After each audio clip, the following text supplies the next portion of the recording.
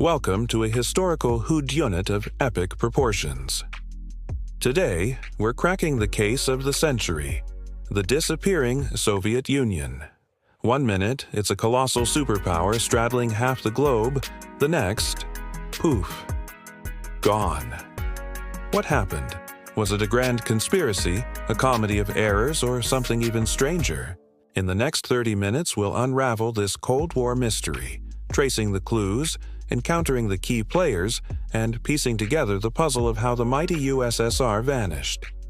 So, grab your trench coat and your sense of intrigue, because this is going to be a historical roller coaster you won't want to miss. To understand the grand finale, we gotta rewind to the 1980s.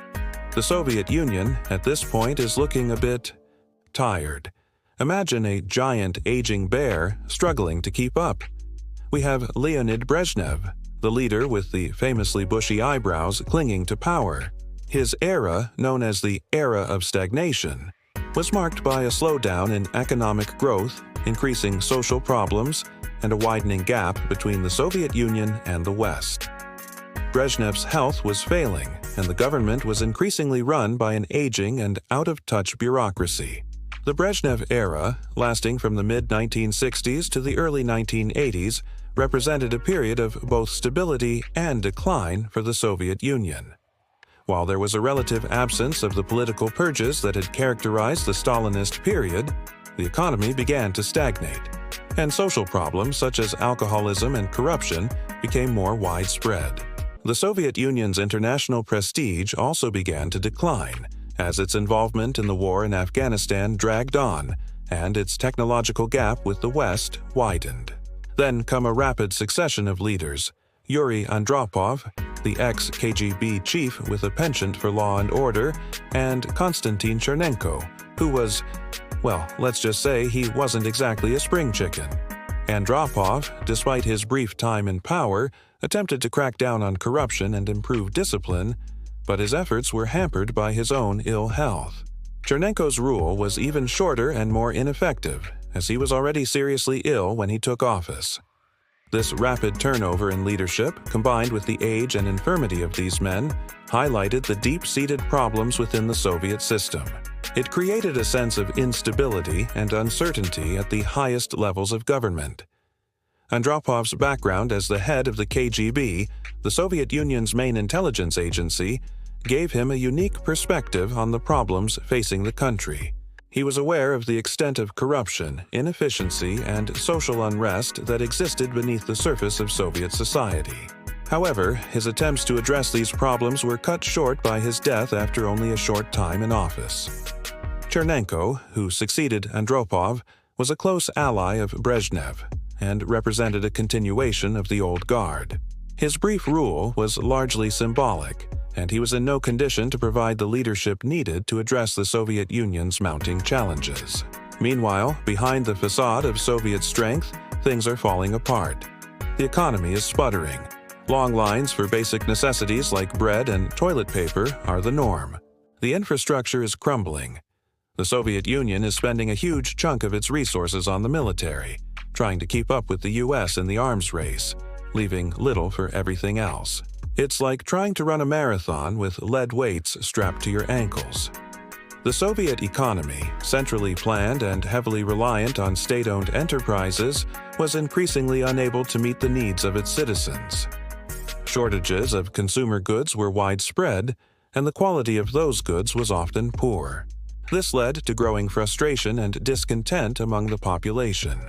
The centrally planned economy, which had been the cornerstone of the Soviet system, became increasingly inefficient and unresponsive to the changing needs of the population. The arms race with the United States placed a tremendous burden on the Soviet economy. The Soviet Union was forced to divert a huge portion of its resources to military production, neglecting other vital sectors such as agriculture and consumer goods. This unsustainable level of military spending further exacerbated the economic problems and contributed to the decline in living standards. The inefficiencies of the Soviet system, combined with the drain of the arms race, created a situation where the Soviet Union was falling further and further behind the West. The Soviet Union's focus on heavy industry and military production came at the expense of consumer goods and agriculture, leading to chronic shortages and widespread dissatisfaction. And then disaster strikes.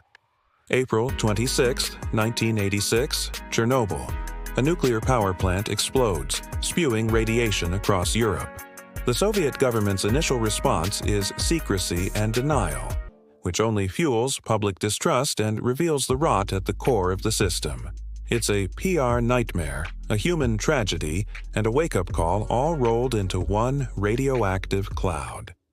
The Chernobyl disaster was a turning point in Soviet history.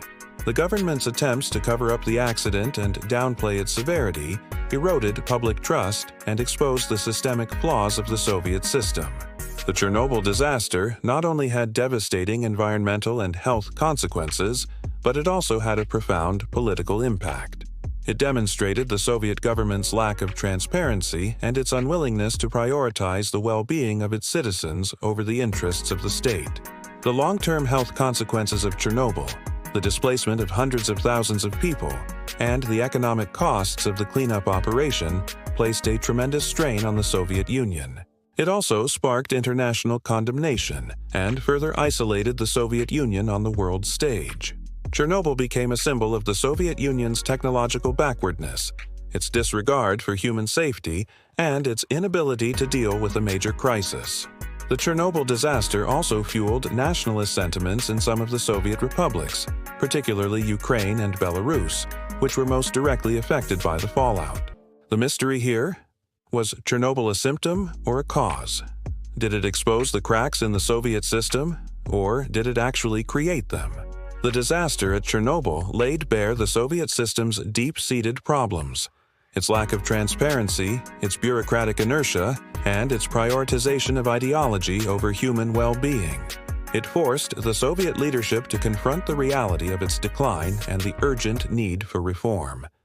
The Chernobyl disaster served as a catalyst for change, accelerating the processes of perestroika and glasnost, and ultimately contributing to the collapse of the Soviet Union.